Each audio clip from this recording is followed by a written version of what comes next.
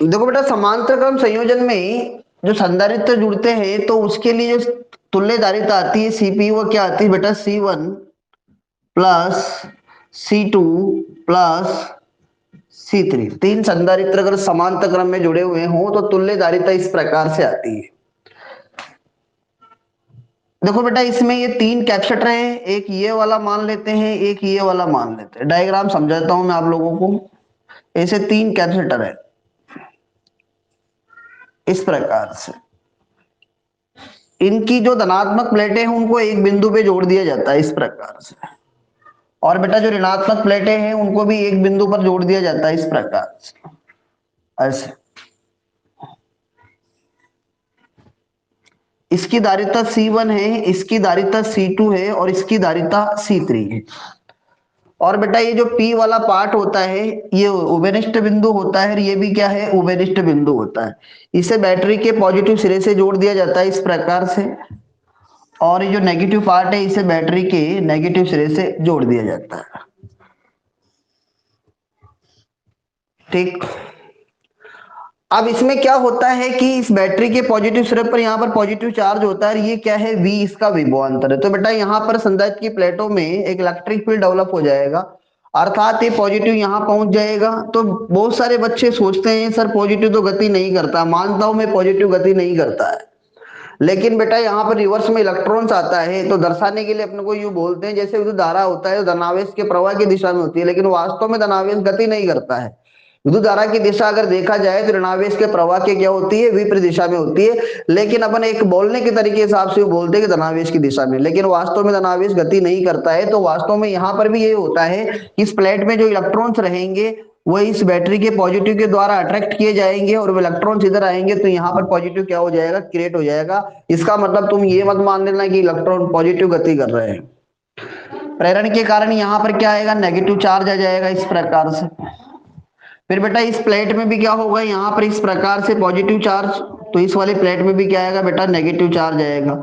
उसी प्रकार इस प्लेट में यहाँ पॉजिटिव चार्ज आएगा तो यहाँ क्या आएगा, नेगेटिव चार्ज। जितना पॉजिटिव रहेगा उतना ही नेगेटिव। मैं मान लेता हूं कि यहाँ पर चार्ज प्लस Q1 है तो यहाँ क्या रहेगा, माइनस Q1। इनकी धारिताएं बेटा अलग अलग है, और आपको पता है कि यहां से अगर Q चार्ज आता है तो वो Q चार्ज कितने पार्ट में डिवाइड होगा, तीन पार्ट में डिवाइड हो जाएगा। यहां पर आप देखो इसका Q2 चार्ज है तो यहां पर कितना होगा, माइनस Q2। फिर बेटा यहां पर मान लेते हैं कि माइनस Q3 चार्ज है, तो बेटा यहां पर क्या होगा, प्लस, सॉरी यहां पर प्लस है तो यहां क्या रहेगा, माइनस का Q3 चार्ज।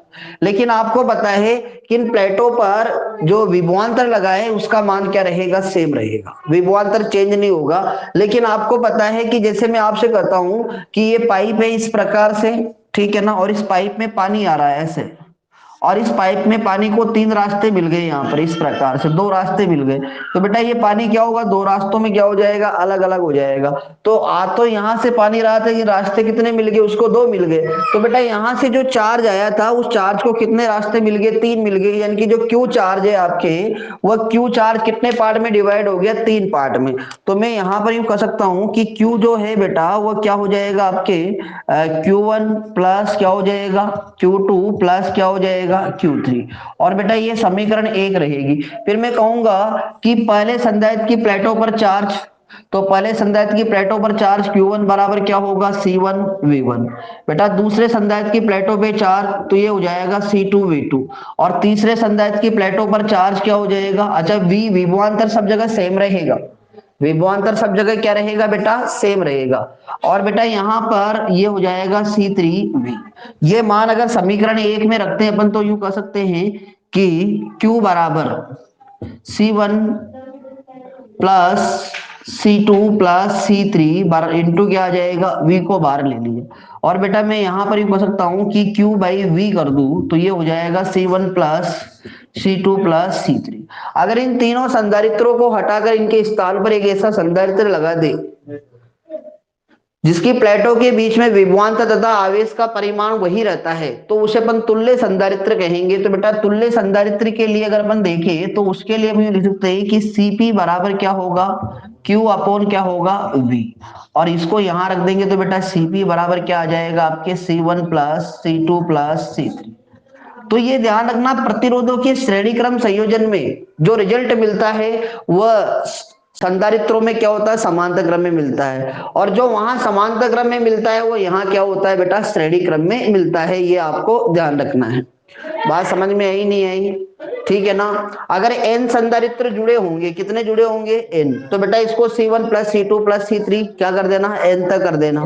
और अगर मान लो आपके पास समान परिमाण के n संधारित्र है, क्या है बेटा, समान परिमाण के n संधारित्र है, समान परिमाण के n संधारित्र है, समान परिमाण के स्मॉल n संधारित्र हो, तो फिर बेटा क्या कर देना, Cp बराबर क्या कर देंगे, एक संधारित्र को और उसको n से क्या कर देंगे, गुणा कर देंगे।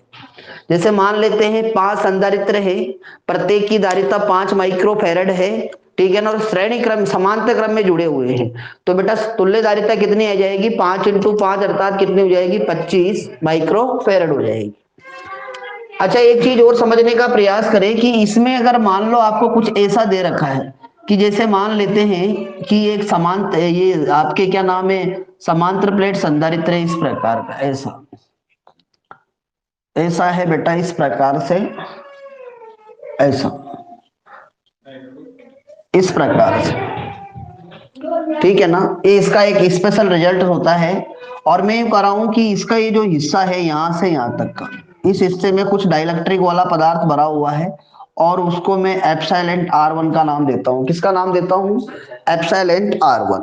और बेटा जो बीचला वाला हिस्सा है इसमें भी कुछ पार्ट भरा हुआ है इस प्रकार से, इसको मैं कह देता हूं कि ये जो है मेरे पास, ये है बेटा एप्सिलॉन R2।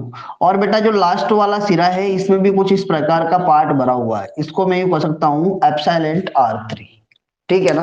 आपसे पूछेगा कि बताओ इसकी धारिता क्या आएगी, मैं यूं कह देता हूं कि यहाँ का एरिया A1 है, यहाँ का एरिया A2 है और यहाँ का एरिया क्या है, A3, लेकिन प्लेटों के बीच की दूरी क्या है बेटा, D है। तो इसको तुम किस प्रकार लिख सकते हो, थोड़ा ध्यान से सुनना, ये जो आपको इस प्रकार से दे रखा है इसको लिखने का तरीका, तो इसमें 3 संधारित्र बन जाएंगे, कितने बन जाएंगे, 3 संधारित्र बन जाएंगे। अब बेटा इसमें 3 संधारित्र बनेंगे तो वो 3 संधारित्र कैसे बनेंगे, देखो मैं चित्र बना के समझाता हूँ।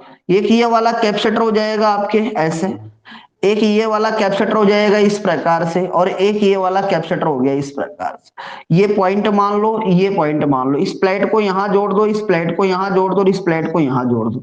इसी प्रकार ये प्लेट यहां जुड़ जाएगी, ये प्लेट यहां जुड़ जाएगी, ये प्लेट यहां पर, और ये हो गया बेटा ये कनेक्शन और ये कनेक्शन। और इसकी धारिता मैं मान लेता हूं C1 है, इसकी क्या है, C2 है, और इसकी धारिता क्या है, C3। इसमें इस प्रकार का डाइलेक्ट्रिक भरा हुआ है एप्सिलॉन R1 और क्षेत्रफल क्या हो गया, A1। फिर बेटा यहाँ पर डाइलेक्ट्रिक कुछ इस प्रकार से भरा हुआ है ऐसे, तो इसका क्या है डाइलेक्ट्रिक एप्सिलॉन R2 और इसका क्या हो गया एरिया A2। और बेटा इसमें कुछ डाइलेक्ट्रिक इस प्रकार से भरा हुआ है, तो इसका एरिया क्या हो गया A3 और ये हो गया बेटा इसका डाइलेक्ट्रिक एप्सिलॉन R3। तो ये 3 संधारित्र कौन से क्रम में हो गए, यानी कि इस चित्र को आप इस प्रकार से लिख सकते हो। अगर आपसे पूछा जाए कि इसकी तुल्य धारिता बताओ, क्या बताओ बेटा, इसकी तुल्य धारिता, तो बेटा आपको पता है इसकी तुल्य धारिता क्या आएगी। अगर अपन इसकी तुल्य धारिता लिखना चाहे तो बेटा मैं इसको तो मिटा रहा हूं, ये तो आप लोग कर लेना, बहुत सिंपल है, आ भी जाएगा तुम लोगों को, शायद आ जाएगा, कर लोगे ना SOR नो।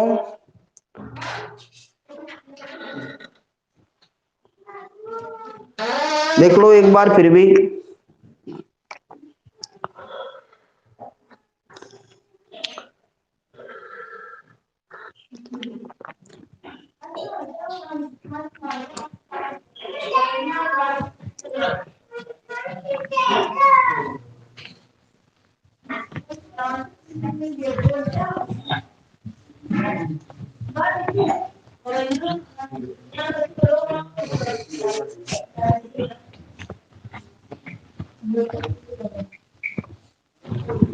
देखो तो बेटा इसको अपन ऐसे लिख लेंगे, देखो सुनना ध्यान से, कि Cp बराबर C1 प्लस C2 प्लस क्या हो गया, C3। आपको पता है कि इनकी धारिता, क्योंकि ये कौन से क्रम में है, समांतर क्रम में है, तो बेटा तुल्य धारिता ये आ जाएगी Cp। तो C1 लिखेंगे तो आपको पता है समांतर प्लेट संधारित्र की धारिता क्या होती है। मैं यूं कहता हूं कि ये कोई एक समांतर प्लेट संधारित्र है इस प्रकार से ऐसे, इसमें कुछ डाइलेक्ट्रिक भरा हुआ है एप्सिलॉन आर, इसका क्षेत्रफल ए है, प्लेटों के बीच की दूरी कितनी है डी है। अगर मैं तुमसे कहूं इसकी धारिता लिखो तो तुम क्या लिखोगे, epsilon R epsilon not a बटे क्या लिखेंगे डी। ये आपको पता है, बता रखा है, ठीक है ना। तो बेटा यहां पर अगर अपन पहले संधारित्र की धारिता लिखेंगे तो क्या लिख देंगे, देखो पहले संधारित्र की धारिता हो जाएगी epsilon R1 epsilon not A1 बटे क्या हो गया डी। सिमिलरिटी कर दूसरों की भी यही होगी, यानी क्या हो जाएगी epsilon R2 epsilon not A2 बटे क्या हो गया डी। फिर बेटा इसी प्रकार epsilon R3 epsilon not A3 बटे क्या हो गया डी। इसमें से कुछ कॉमन आ रहा है तो कॉमन ले लो उसको, इसमें कुछ कॉमन आ जाएगा सीपी, तो कॉमन क्या आ जाएगा भाई, पहले तो कांस्टेंट कॉमन क्या है एप्सिलॉन नो अपॉन क्या है डी है। तो बेटा इसमें क्या बचा एप्सिलॉन R1 और A1 plus epsilon R2 A2 plus epsilon R3 A3, ऐसा हो गया। मैं यूं कह देता हूं कि इनको अगर बराबर पार्ट में डिवाइड किया गया होगा तो बेटा तीनों का एरिया अगर मैं बराबर मान लूं, जैसे मैं कह दूं कि A1 बराबर क्या हो गया A2 बराबर क्या हो गया A3 बराबर, अगर ये तीनों बराबर है और तीनों को मैं किसके बराबर मान लूं A के बराबर, तो बेटा ये क्या हो जाएगा CP बराबर, यानी कि एप्सिलॉन नॉट A अपॉन क्या हो गया D। तो बेटा यहां पर क्या बचेगा epsilon R1 plus epsilon R2 plus epsilon R3, ठीक है ना। ये आपको करवा रखा है पीडीएफ में, मिल जाएगा देख लेना, फिर भी आ जाएगा सभी को।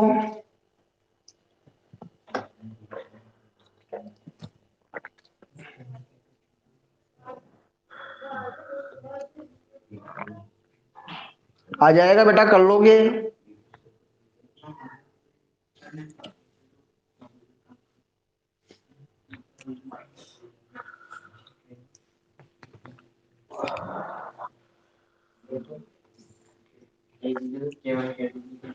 हाँ एप्सिलॉन आर की जगह डाइलेक्ट्रिक अगर अभी कभी के दे रखा है आपको तो K1 K2 लिख सकते हो, आपको कोई दिक्कत नहीं है।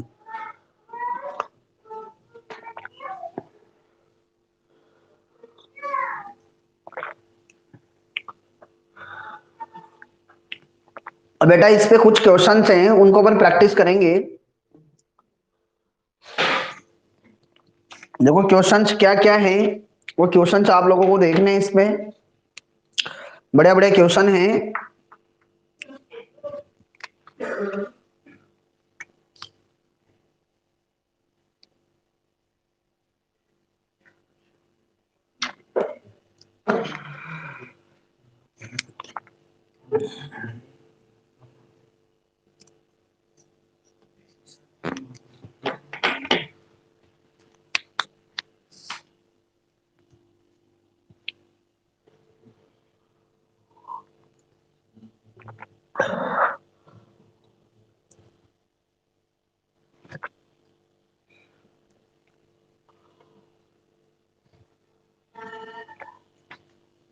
देखो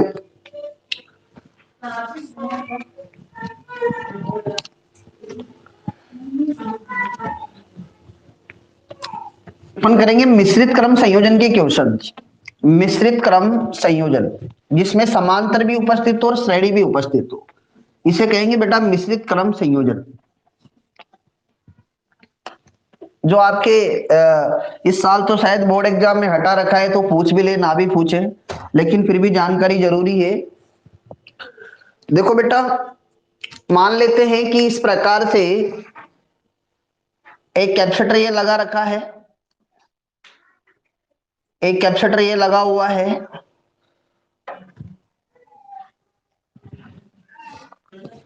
और बेटा एक कैपेसिटर इस प्रकार से और एक कैपेसिटर इस प्रकार से। इस प्रकार तीन संधारित्र, चार संधारित्र दे रखे हैं आपको। आपसे कहा है कि तुल्य धारिता बताइए ए और बी के बीच में। किसके बीच में, ए और बी के बीच में।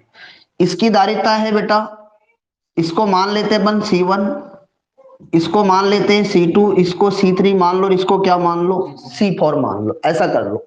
तो इसकी धारिता आपको दे रखी है 6 माइक्रोफेरेड, इसकी है बेटा 3 माइक्रोफेरेड, और इसकी है बेटा 2 माइक्रोफेरेड, और इसकी भी कितनी है, 2 माइक्रोफेरेड। ये धारिताएं दे रखी है आपको। आपसे कहा है कि ए और बी के बीच में तुल्य धारिता निकाल ली है। तो बेटा सबसे पहले तो अपन इसको स्टार्ट कहां से करेंगे, वो चीज अपने को दिमाग में समझनी है। देखो एक क्वेश्चन मैं बहुत अच्छी तरह समझाऊंगा तुम लोगों को, बाकी क्वेश्चंस फिर अपन धीरे धीरे बिना लैंग्वेज और बिना थ्योरी लिखे हुए करेंगे। देखो मैं यूं मान लेता हूं कि यहां पर तुम देखो कि ये जो दो संधारित्री, संधारित्र की पहली प्लेट यहां पर जुड़ी हुई है, और इस संधारित्र की दूसरी प्लेट इस संधारित्र की पहली प्लेट से, और बेटा इस संधारित्र की दूसरी प्लेट यहां पर इस प्रकार से। इसका मतलब इस संधारित्र की दूसरी प्लेट इसकी पहली प्लेट से जुड़ी हुई है। इसका मतलब आपके पास ये दोनों कौन से क्रम में है, श्रेणी क्रम में है। किसमें ये दोनों, श्रेणी क्रम में। किसमें है बेटा, ये श्रेणी क्रम में। तो यहां लिखेंगे C1 व C2 श्रेणी क्रम में है, श्रेणी क्रम में है। अतः इनकी तुल्य धारिता क्या मान लो तुम, सी डेस मान लो। क्या मान लो बेटा, इनकी तुल्य धारिता मान लेते हैं सी डेस। तो श्रेणी क्रम में अगर दो संधारित्र जुड़े होते तो सूत्र बताया था आपको, याद हो तो क्या बताया था, C1 C2 C1 plus C2, ये वाला सूत्र लगाओगे क्योंकि इससे थोड़ा फास्ट आंसर आता है, इसलिए अपन ज्यादातर अपन इसको यूज करेंगे। C1 कितना है बेटा यहाँ पर 6, और C2 कितना है 3, और बेटा यहाँ पर भी 6 प्लस क्या हो गया 3, अर्थात सी डेस बराबर कितना आंसर आएगा 2 माइक्रोफेरेड। सोल्व कर लेना, 6 3 18 डिवाइड बाई 2, तो कितना आ जाएगा 2 माइक्रोफेरेड। मात्रक वात्रक चेंज मत कर देना, क्योंकि धारिता देके धारिता ही पूछा जा रहा है, इसका मतलब मात्रक की जरूरत नहीं। अगर धारिता देके विभव आवेश कुछ पूछा जाए तो फिर मात्रक चेंज करेंगे, ठीक है ना। और सेम भौतिक राशि दे रखी है और सेम ही पूछी जा रही है तो यूनिट चेंज करने की कोई जरूरत नहीं पड़ेगी। हालांकि यहाँ पर माइक्रोफेरेड एक ऐसा ही मात्रक नहीं है, लेकिन जो राशि दी गई है वही पूछी जा रही है। पहली बात ये हो गई। अब इस चित्र को तुम क्या करो, देखो सुनना ध्यान से, साथ में ऐसे कर लेना, चित्र बनाते जाना। ये ए और बेटा ये क्या है, बी है। अच्छा अब क्या बचा आपके पास, उसको लिखते जाओ ऐसे, इस प्रकार से। थोड़ा अजीब सा लगेगा, ये C4 है बेटा ऐसे, और ये क्या है C3 है। इसकी धारिता कितनी है 2 माइक्रोफेरेड, और इसकी कितनी है 2 माइक्रोफेरेड। अच्छा इन दोनों के स्थान पर केवल एक ही संधारित्र आएगा, और वह क्या आएगा बेटा, सी डेस आएगा। क्या आएगा, सी डेस। इन दोनों के स्थान पर एक ही संधारित्र आएगा और वह क्या आएगा, सी डेस। और सी डेस कितना आएगा 2 माइक्रोफेरेड। कितना आएगा बेटा, 2 माइक्रोफेरेड। बात समझ में आ रही नहीं आ रही, यहां तक कोई दिक्कत नहीं होना चाहिए। अब तुम देखोगे कि इन दोनों संधारित्र की ये पॉजिटिव प्लेट है और इन दोनों ये की बिंदु पर जुड़ी हुई है वापस, इसका मतलब ये दोनों कौन से क्रम में है, समांतर क्रम में है। कौन से क्रम में बेटा, ये दोनों समांतर क्रम में। तो यहां अपन लिख देंगे लैंग्वेज की C3 व सी डेस पार्श्व क्रम में जुड़े हुए हैं। किसमें जुड़े हुए हैं, पार्श्व क्रम में है। दोनों किसमें है, पार्श्व क्रम या समांतर क्रम, बात एक ही आती है, क्योंकि एनसीईआरटी में इस शब्द को पार्श्व क्रम दे रखा है तो पार्श्व क्रम भी लिख सकते हो, ठीक है ना बेटा। कभी कभी तुम लोगों को बोर्ड में दिया सर ये पार्श्व शब्द आ गया, हम तो समांतर ढूंढ रहे थे मिला ही नहीं, ऐसा नहीं होना चाहिए, ध्यान रहे इस चीज का, ठीक है बेटा। अब यहां पर ये दोनों पार्श्व क्रम में है तो इसका मतलब इनकी तुल्य धारिता तुम क्या मान लो, सी डबल डेस मान लो। क्या मान लो, तुम तो डेस पे बढ़ते जाओ, सी डेस तो सी क्या हो गई, सी डबल डेस हो गई। अब ये दोनों कौन से क्रम में, पार्श्व क्रम में, तो यहां लिख देंगे बेटा C3 प्लस क्या हो गया, सी डेस। आपको पता है समांतर क्रम में दोनों संधारित्र की धारिताओं का योग कर देंगे। अच्छा इनके मान रख दो बेटा सी डबल डेस। अच्छा C3 कितना है 2 है, और सी डेस भी कितना है 2 है, तो बेटा सी डबल डेस कितना आ गया 4 माइक्रोफेरेड। कितना आ गया 4 माइक्रोफेरेड। यानी कि अब आपने किसको सोल्व कर लिया, इन दोनों को सोल्व कर लिया। ऐसे डिब्बे बनाते जाओ ऐसे ऐसे, ये दोनों खत्म हो गए। इन दोनों की जगह अपन क्या लगा देंगे, एक ही लगा देंगे। तो बेटा यहां पर क्या हो जाएगा, देखो ये ए क्या बचा, आप देखो एक संधारित्र ये बचा है और इन दोनों की जगह एक ये आ जाएगा, इसको अपन क्या कहेंगे सी डबल डेस। और बेटा ये आपके पास क्या हो गया, बी बिंदु आ गया। क्या आ गया बेटा, ये बी बिंदु। और ये सी डबल डेस कितना आया 4 माइक्रोफेरेड, और ये कितना था यानी कि C4 कितना था, 2 माइक्रोफेरेड। अब तुम कर लोगे पूरा।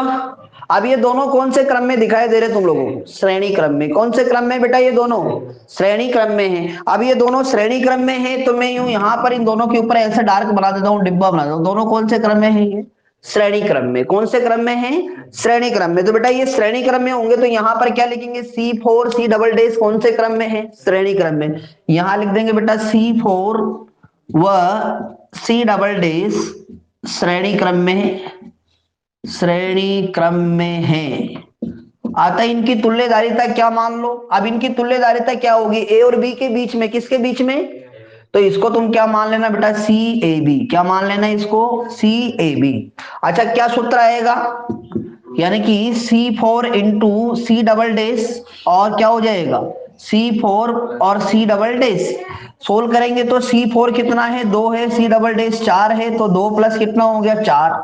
सोल्व करेंगे तो बेटा 8 बटे कितना आएगा, 6, अर्थात कितना आएगा, 4/3 माइक्रोफेरेड। आंसर आया नहीं आया बोलो, कोई दिक्कत आएगा नहीं आएगा, एस ओ आर नो,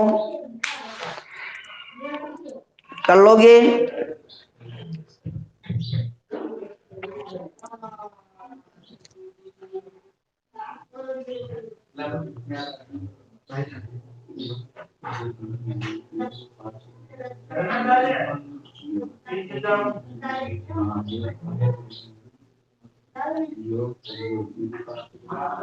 ठीक है ना।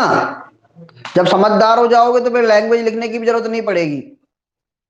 अच्छा तुम लोगों को देना है, बहुत अच्छी बात है, तो बड़ी खुशी की बात है, तुम्हें भी दिया जाए, बिल्कुल देंगे। दे रहा हूं मैं आपको, आप लोगों को। इसको मिटा दूं ना,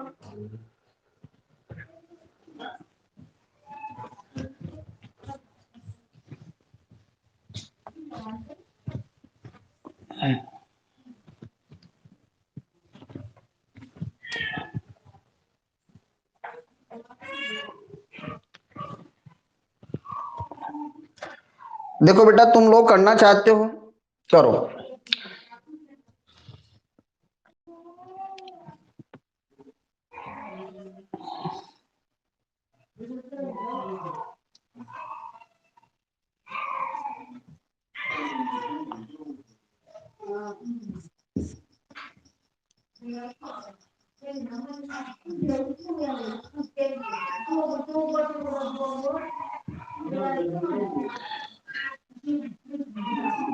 इसी कैटेगरी का देता हूं जैसा मैंने बताया आप लोगों को। ये संधारित्र है आपके पास ए और बी, इनके बीच में तुल्य धारिता बतानी है।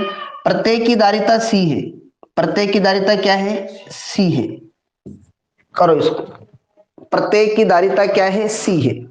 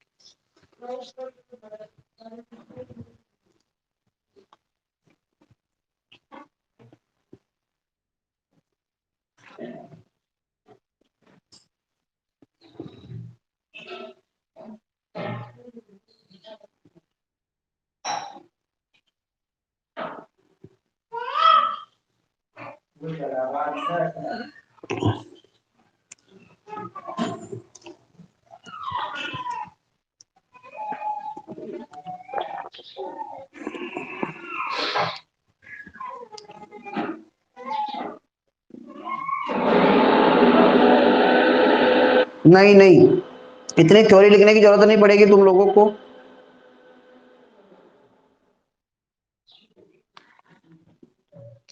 C/4 आंसर आ रहा है, गलत है, नहीं आएगा।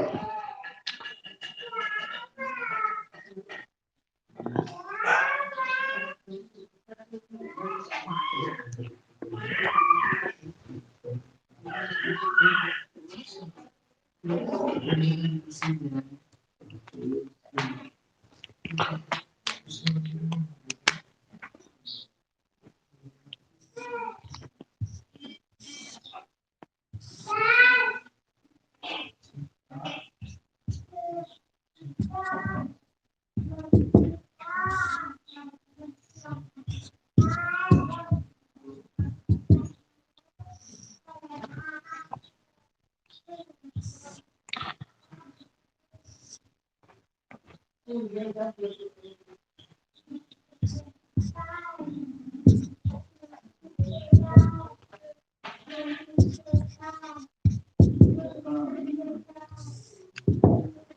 भी करना है आपको, एक ए और बी के बीच में तुल्यधारिता बतानी है इसके बाद में।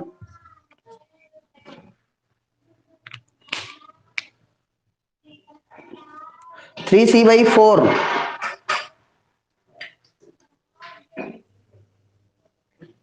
नहीं आएगा, 3c/4।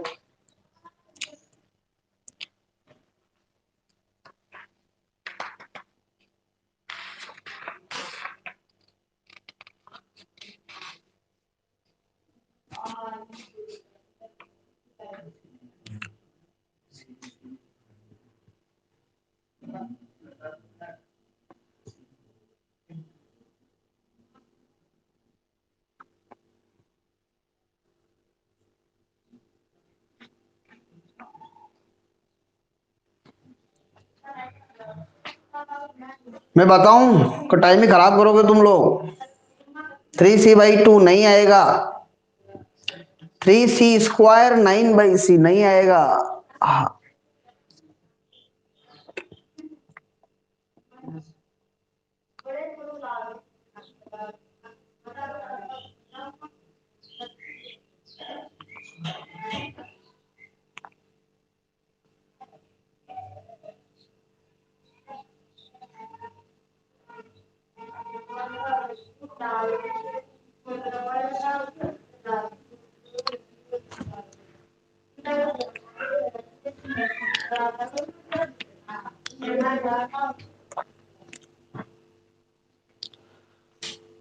बहुत आसान क्वेश्चन दिया है तुम लोगों को, फिर भी तुम्हारे नाटक बहुत जोरदार हैं।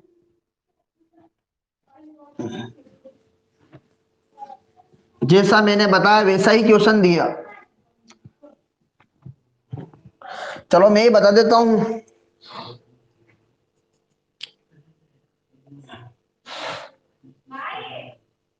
देखो, अब मैं इसको यहां पर, ये दोनों कौन से क्रम में हैं?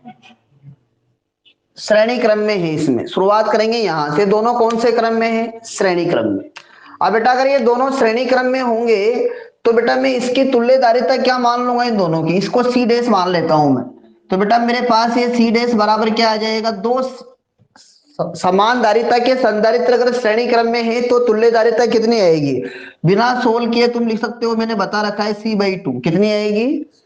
c/n वाला सूत्र बताया था, याद हो तो बेटा यहां पर ये जो चित्र था ये कुछ ऐसा हो जाएगा, यानी कि इस प्रकार से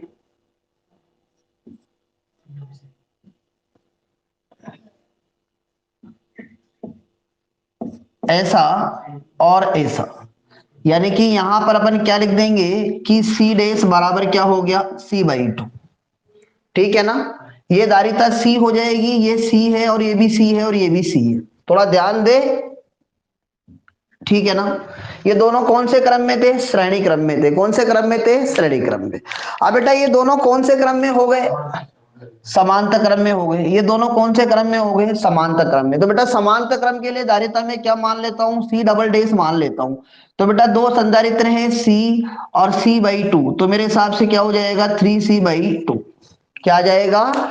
3c/2। तो बेटा इसको सोल्व करेंगे तो ये हो जाएगा ए बी, और ये कैपेसिटर तो ये हो गया, एक ये हो गया और एक ये हो गया, और इन दोनों की जगह एक आ जाएगा आपके, वो आएगा c डबल डैश और वो होगा बेटा 3c/2। ऐसा हो जाएगा। फिर बेटा ये दोनों कौन से क्रम में हो गए? श्रेणी क्रम में हो गए। कौन से क्रम में हो गए दोनों? वापस श्रेणी क्रम में हो गए। कौन कौन से? ये वाला कैपेसिटर और ये वाला कैपेसिटर कौन से क्रम में हो गए? श्रेणी क्रम में। अब ये अगर श्रेणी क्रम में हो गए तो वापस इनको सोल्व करेंगे तो बेटा यहां पर इसकी धारिता क्या मान लेंगे? c ट्रिपल डैश मान लेंगे, और क्या हो जाएगा? ये c 3c/2 और नीचे c प्लस 3c/2। तो नीचे तो कितना होगा? 5/3c, और ऊपर ये हो जाएगा तो ये हो जाएगा आपके 3/5c। सोल्व कर लेना इसको, कितना हो जाएगा? 3/5c। और बेटा इस चित्र को चेंज कर दो, वापस ए और ये बी एक संधारित्र ये और एक ये, और इन दोनों की जगह क्या आ जाएगा आपके, एक संधारित्र आ जाएगा और वो क्या रहेगा C triple dash 3C by क्या हो गया 5, और बेटा ये C और ये C। बात समझ में आई नहीं आई? अब इन दोनों को जोड़ दो अगली स्टेप में। ये दोनों कौन से क्रम में है? समांतर क्रम में है। कौन से क्रम में है दोनों? तो बेटा ये क्या हो जाएगा A और ये क्या हो गया B। इन दोनों को जोड़ोगे तुम तो बेटा इन दोनों की जगह क्या मान लेंगे धारिता इनकी, C टेट्रा डैश, 4 बार डैश लगा दो, और बेटा इनको जोड़ोगे C को तो शायद मेरे हिसाब से 8C बाई 5 आ जाएगा। क्या आ जाएगा? 8C by 5। और बेटा ये आपके B हो गया, और इसकी धारिता कितनी है C, और ये दोनों कौन से क्रम में है? समांतर क्रम में है। किसमें है बेटा? श्रेणी क्रम में है। किसमें है बेटा? श्रेणी क्रम में। तो बेटा इनकी तुल्य धारिता लिखोगे तुम यहां पर, ये कौन से क्रम में है? श्रेणी क्रम में है। तो बेटा ये आ जाएगा CAB बराबर C इंटू 8C बाई 5 और नीचे C प्लस 8C बाई 5, तो 8 और 5 13, यानी कि CAB बराबर हो जाएगा 8C by 13 is the final answer. समझ में आया नहीं आया? 8C by 13। Nirmal Meena, good. एक बार और समझा दो इसे। ओके, देखो बेटा सबसे पहले इसको शुरुआत कहां से करनी है उसको थोड़ा ध्यान से समझो। ये दोनों कौन से क्रम में है? श्रेणी क्रम में है। अब ये दोनों श्रेणी क्रम में, तो इनका सूत्र क्या होता है बेटा? यहां पर चाहो तो तुम ये लगा दो C1 C2 divide by C1 plus C2। और दो समान संधारित्र अगर श्रेणी क्रम में जुड़े होते हैं तो किसी एक संधारित्र की धारिता में जितने संधारित्र उसका भाग दे लेंगे, तो दो संधारित्र, तो यहाँ पर क्या हो गया C/2 हो गया। ऐसा कर लेंगे, या फिर क्या लिख देंगे C इंटू सी और नीचे C प्लस C, तब भी यही आएगा। फिर उसके बाद में बेटा इन दोनों संधारित्रों को हटा के इनकी स्थान पे बने C डैश नया संधारित्र मान ले C/2। अब ये दोनों कौन से क्रम में हो गए? समांतर क्रम में। ये दोनों कौन से क्रम में हो गए? समांतर क्रम में हो गए। अब ये दोनों समांतर क्रम में हो गए तो C प्लस C/2 तो कितना हो गया? 3C/4। कितना हो गया? 3C/2, क्योंकि दोनों क्या है? समांतर क्रम में। तो C1 प्लस C2 वाला सूत्र लगा दो, दोनों को ऐड कर दो, कितना आ जाएगा? 3C/5 आ जाएगा। अब इसके बाद में फिर बाद में क्या करना है? देखो अब ये दोनों आपके कौन से क्रम में? वापस श्रेणी समांतर क्रम में है। समांतर क्रम में है तो इनको आप क्या करो? सोल्व करो। तो सोल्व करने पर ये कितना आ जाएगा आपके पास? यहाँ पर C into 3C/2 C1 C2 divide by C1 plus C2। ये सूत्र याद कर लेना श्रेणी क्रम के लिए, अच्छी तरह याद कर लेना इसको। तो बेटा यहां पर ये क्या आ जाएगा? 3C/5 हो जाएगा। फिर उसके बाद में आपसे पूछा है कि अब ये इन दोनों की जगह क्या आ गया? 3C/5 आ गया। अब ये दोनों कौन से क्रम में है? बोलो। समांतर क्रम में है। तो C प्लस 3C/5, तो यानी कि 8C/5 आ जाएगा। अब ये दोनों कौन से क्रम में है? श्रेणी क्रम में। वापस उत्तर लगाओ 8C/13। क्लियर हुआ या नहीं हुआ? yes or no? अच्छा, इसका आंसर क्या निकाला तुम लोगों ने? देखो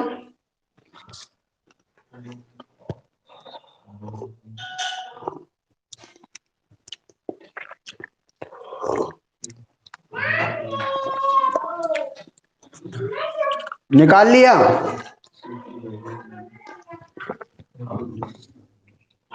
इसका तो आ जाना चाहिए यार। कितना आ रहा है देखा? 6 माइक्रोफेरेड करेक्ट आंसर है भाई। 6 माइक्रोफेरेड आएगा इसका। गुड। क्योंकि तुम देखो देखो इसको सोल्व नहीं करेंगे, अरे क्वेश्चन को सोल्व नहीं करते हैं। ऐसे सोचो बेटा कि ये दोनों कौन से क्रम में हैं? श्रेणी क्रम में। कौन से क्रम में दोनों? तो बेटा इन दोनों की जगह एक संधारित्र लग जाएगा नया, और वो संधारित्र क्या लगेगा दोनों की जगह? देखो ये वाला लग जाएगा ऐसे, ठीक है ना। और उसकी धारिता कितनी आएगी? 3 और 6 कौन से क्रम में है? श्रेणी क्रम में। तो बेटा ये क्या आ जाएगा? 2 माइक्रोफेरेड। और बेटा 2 माइक्रोफेरेड के 3 संधारित्र कौन से क्रम में जुड़े हुए हैं? तो बेटा कितना आएगा? 6 माइक्रोफेरेड। वेरी गुड, आ जाएगा लगभग सभी को। और देखते हैं, देखो क्वेश्चन।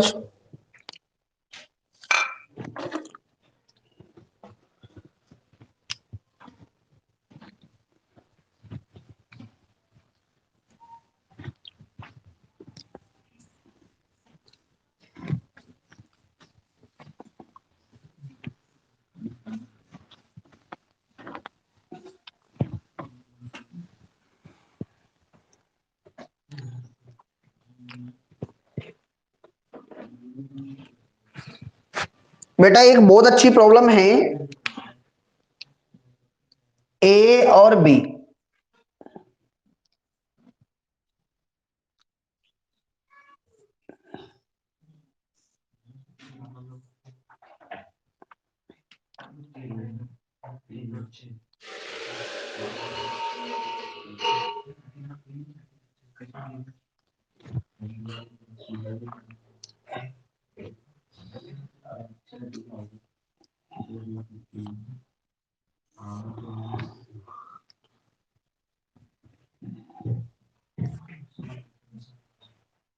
और बेटा ये जो श्रेणी है ये अनंत तक जा रही है, प्रत्येक की धारिता सी है, प्रत्येक की धारिता क्या है, सी है, इसकी भी सी है और इसकी भी सी है, प्रत्येक की धारिता सी है। और बेटा ये जो श्रेणी बना रखी है ये अनंत तक जा रही है। आपसे कहा है कि तुल्य धारिता बताओ, क्या बताओ बेटा, तुल्य धारिता बताओ कि तुल्य धारिता कितनी है। ये क्वेश्चन बहुत इंपॉर्टेंट है भाई।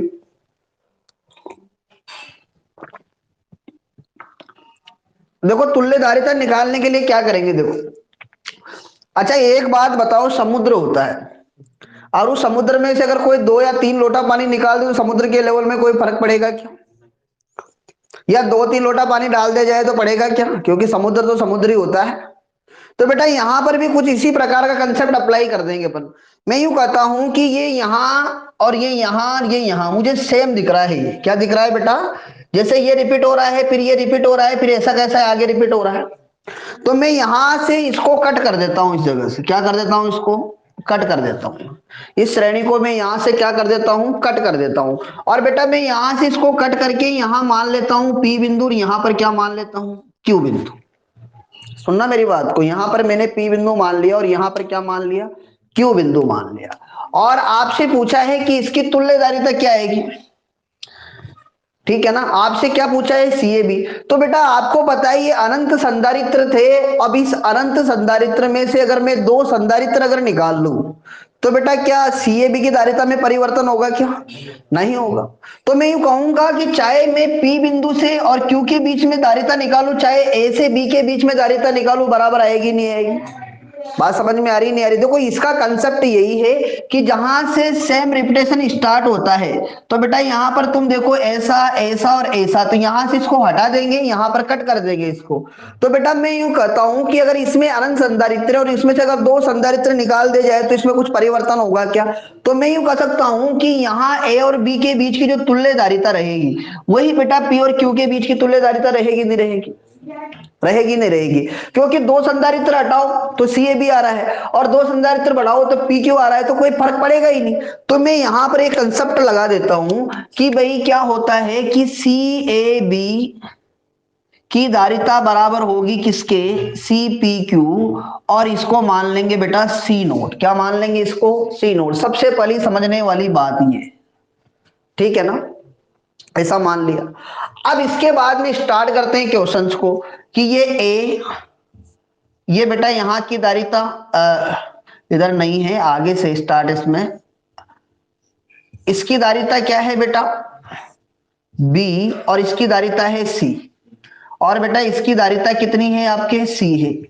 और मैं ये कह देता हूं कि इसकी जो धारिता है ये, इसको अपन क्या मान लेते हैं, यहां पर एक नया संधारित्र लगा देंगे इसकी जगह, क्या लगा देंगे, एक नया संधारित्र, और उसकी धारिता को क्या मान लेंगे बोलो, पूरी श्रेणी की जगह एक नया संधारित्र लगा दिया मैंने और उसकी धारिता को क्या मान लिया मैंने, सी पी क्यू, क्या मान लिया, सी पी क्यू। बात समझ में आई नहीं आई, ऐसा कर लिया। भाई इसकी कुछ हटाया ना तो इसकी जगह कुछ संधारित्र तो लगाएंगे ना, एक जो सीपीक्यू की क्या रहेगा, बराबर रहेगा। बहुत बढ़िया क्वेश्चन है बेटा, ध्यान से समझना, ठीक है ना। अब देखो, अब यहां पर मैं क्या करता हूं कि ये दोनों कौन से क्रम में है बोलो, अच्छा सीपीक्यू किसके बराबर है, सी नॉट के बराबर है, ऐसा मान लिया। तो बेटा ये दोनों कौन से क्रम में है, श्रेणी क्रम में है, कौन से क्रम में है। तो मैं यहां पर लिख सकता हूं कि मैं इसकी धारिता अगर मान ले तो सी डैश मान लू, क्या मान लू, सी डैश, ज्यादा लैंग्वेज नहीं बढ़ा रहा मैं, किसकी धारिता, ये सी और सी पी क्यू की तुल्य धारिता अगर मैं क्या मान लू, सी डैश मान लू। तो बेटा सी डैश मेरे पास क्या हो जाएगा, सी डैश हो जाएगा मेरे पास बेटा कि सी इंटू क्या, सी पी क्यू बटे क्या होगा, सी प्लस क्या हो जाएगा, सी पी क्यू, ऐसा कर लेंगे। तो बेटा यहां पर यू कहा जा सकता है कि सी डेस बराबर सी इंटू सी नोट मान लो इसको, और बटे क्या हो गया, सी प्लस सी नोट। ठीक। अब इसके बाद में तुम देखोगे कि इसकी जो कंडीशंस होगी वो कुछ इस प्रकार की हो जाएगी, यानी कि ये जो चित्र है आपके पास, वो चित्र का जो चेंजेज है, चित्र इस प्रकार से चेंज हो जाएगा कि ये आपके पास, यानी कि ये एक संधारित्र तो ये वाला है और एक संधारित्र ये वाला आ गया, और इसको मैंने किसका नाम दे दिया, सी डे इसका नाम दे दिया। और बेटा ये संधारित्र मेरे पास क्या है, सी है, और ये क्या है बेटा, बी है। तो मैं अगर सी ए बी निकालना चाहूं, क्या निकालना चाहूं, यानी कि इन दोनों की तुल्यधारिता, ये दोनों कौन से क्रम में हो गए, तो बेटा मेरे पास तुल्यधारिता कितनी आएगी, तो यहां लिख दूंगा बेटा मैं सी ए बी बराबर हो जाएगा सी प्लस सी डेस, सी प्लस सी डेस।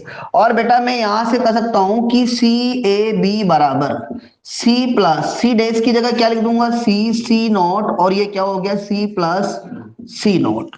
और बेटा सी ए बी तो मेरे पास क्या है बोलो, सी ए बी तो मेरे पास क्या है, सी नॉट है।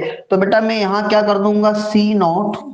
अच्छा इनका अगर मैं एलसीएम लेके अगर इनको सोल्व करता हूं, तो बेटा मेरे पास इनका एलसीएम कितना आ जाएगा, सी सी नॉट से, सॉरी क्या आएगा बेटा इनका एलसीएम यहां से, ये हो जाएगा मेरे पास सी प्लस सी नॉट, और बेटा इसको मल्टीप्लाई करूंगा मैं तो ये सी स्क्वायर और सी नॉट, और बेटा ये क्या है, सी सी नॉट, ऐसा हो जाएगा। ठीक। सोल्व करेंगे, क्रॉस मल्टीप्लिकेशन कर लो इनका, क्या कर लो, क्रॉस मल्टीप्लिकेशन कर लो। तो बेटा इसको इससे मल्टीप्लाई करेंगे तो ये क्या हो जाएगा, सी नॉट सी, और ये क्या हो गया, C sorry plus plus C not square, और बराबर हो जाएगा सी स्क्वायर, और ये हो जाएगा बेटा आपके पास सी सी नॉट। तो बेटा ये सी सी नॉट कितना हो गया बोलो, ये दोनों को जोड़ेंगे तो टू सी सी नॉट हो जाएगा। अब मुझे अगर सी नोट पता लग जाए, क्या लग जाए, तो मुझे सी ए भी पता लग जाएगा। अगर मुझे इसमें सी नोट पता लग जाए तो क्या पता लग जाएगा, सी ए भी पता लग जाएगा, क्योंकि मुझे क्या निकालना है यहां पर, सी ए भी निकालना है, तो मुझे सी नोट पता करना है। तो मैं यहां पर सी नोट ज्ञात करना चाहता हूं, तो ये सी नोट स्क्वायर। अच्छा मैं इसको इधर लाऊंगा तो माइनस का क्या होगा, टू सी सी नोट, एक प्लस का कम हो जाएगा तो क्या बचेगा, सी सी नोट। और बेटा ये क्या हो गया, यहाँ इसको भी इधर लाया तो क्या हो गया, माइनस का सी स्क्वायर, यानी कि एक क्वाड्रेटिक बन गई, क्या बन गई बेटा, ये क्वाड्रेटिक, यानी कि द्विघात समीकरण, क्या बन गई बेटा, ये एक द्विघात समीकरण होगी। और आपको पता है कोई भी द्विघात समीकरण अगर आपने पढ़ रखी है छोटी क्लासों में, तो X square B X plus C equal to zero हो, तो इसका सॉल्यूशन क्या होता है, एक्स बराबर minus B plus minus B square minus four A C plus क्या होता है, टू ए होता है। ये सूत्र आप लोगों ने सभी ने पढ़ा होगा सही छोटी क्लासों में। मैं केवल आपको पुरानी मेमोरी को याद दिलाने के लिए इसको यहां लिख रहा हूं, इसका मतलब ये नहीं कि यहाँ ये लग जाएगा एज इट इज। अच्छा यहां पर एक्स का काम कौन कर रहा है, सी नोट कर रहा है, ठीक है ना बेटा। तो बेटा अपने को ए का काम, तो यहां पर ए के आगे, जिसके आगे कुछ नहीं होता वहां पर क्या माना जाता है, एक, और यहां पर भी क्या मान लेंगे बेटा, एक। और यहां पर क्या है, सी सी स्क्वायर है ही माइनस का। तो बेटा यहां पर मुझे क्या चाहिए, यानी कि यहां पर एक्स ज्ञात करना था, तो यहां क्या ज्ञात करेंगे, सी नॉट माइनस बी। तो माइनस बी का काम कौन कर रहा है, माइनस वन, माइनस वन नहीं माइनस सी, क्या करेगा बेटा ये माइनस सी। तो यहां पर अपन क्या लिख देंगे, माइनस बी, तो ये क्या आ जाएगा इसकी जगह, माइनस सी प्लस माइनस क्या लिखेंगे, माइनस बी का स्क्वायर, यानी कि माइनस सी का स्क्वायर प्लस, यानी कि माइनस फोर, और यहां क्या हो जाएगा, ए की जगह तो एक आ जाएगा, और यहां सी की जगह क्या आएगा, माइनस सी स्क्वायर बटे क्या हो गया, दो इंटू एक। बात समझ में आई नहीं आई। और इसको सोल्व करेंगे बेटा, तो बेटा ये हो जाएगा सी नोट बराबर, सोल्व करेंगे इसको तो ये आ जाएगा देखो, सी नोट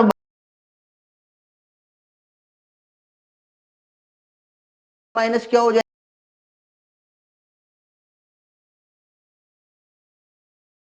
माइनस माइनस क्या हो जाएगा, प्लस हो जाएगा। तो यहां पर लिख देंगे सी। फिर बेटा यहां पर प्लस माइनस, अच्छा ये सी स्क्वायर और ये क्या हो जाएगा, तो ये क्या हो जाएगा बोलो इसके अंदर, यानी कि इसको अपन लिख देंगे √5, क्या आएगा, √5 इंटू क्या होगा सी, क्योंकि 5c² बन जाएगा, ये क्या बन जाएगा, ये माइनस ये +4c² और ये प्लस का c² और बटे क्या आएगा 2। तो बेटा यहां पर प्लस और माइनस दो मान होंगे सी नोट के। तो आपको पता है दारिता कभी भी ऋणात्मक नहीं होती है, दारिता हमेशा क्या होती है, धनात्मक होती है, दारिता कभी भी ऋणात्मक नहीं हो सकती। कोई बर्तन भरने का पात्र बेटा ऋणात्मक कैसे हो सकता है, तुम सोच सकते हो इस चीज को अच्छी तरह। तो कोई भी चालक की धारिता कभी भी ऋणात्मक नहीं होती, क्योंकि अगर मैं यहाँ नेगेटिव साइन लूंगा तो इसका मान ऋणात्मक आएगा। तो मुझे क्या लेना है यहाँ पर, पॉजिटिव लेने पर, क्या लेने पर, पॉजिटिव लेने पर, और पॉजिटिव में लूंगा तो मेरे पास आंसर आएगा इसका, यानी कि √5 + 1 डिवाइड बाई 2 इंटू क्या होगा सी। बहुत अच्छा क्वेश्चन है भाई।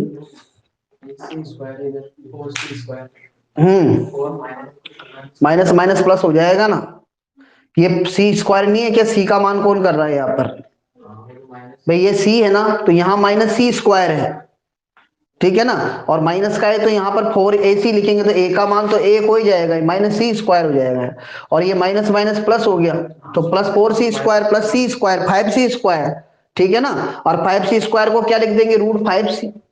आई थिंक समझ में आ गया होगा भैया, एस आर नो, क्लियर है, कोई दिक्कत।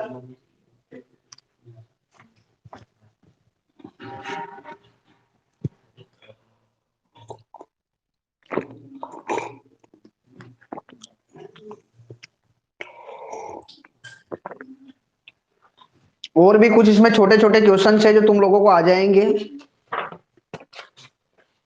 मैंने आपको बता दिए, फिर भी आप देखना करके, और फिर भी अगर तुम्हें लगता है व्हीट स्टोन सेतु के मैं समझा दूंगा तुम लोगों को,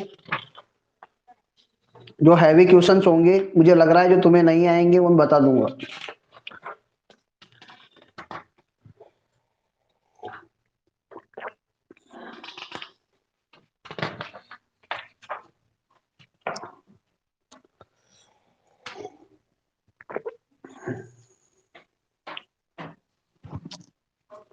कल क्लास आपकी गूगल मीट पर होगी, इस पे नहीं होगी।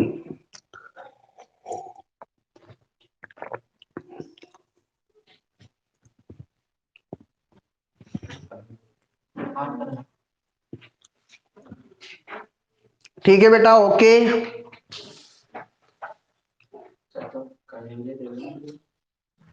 पीडीएफ पढ़िए, करते रहना तुम यार।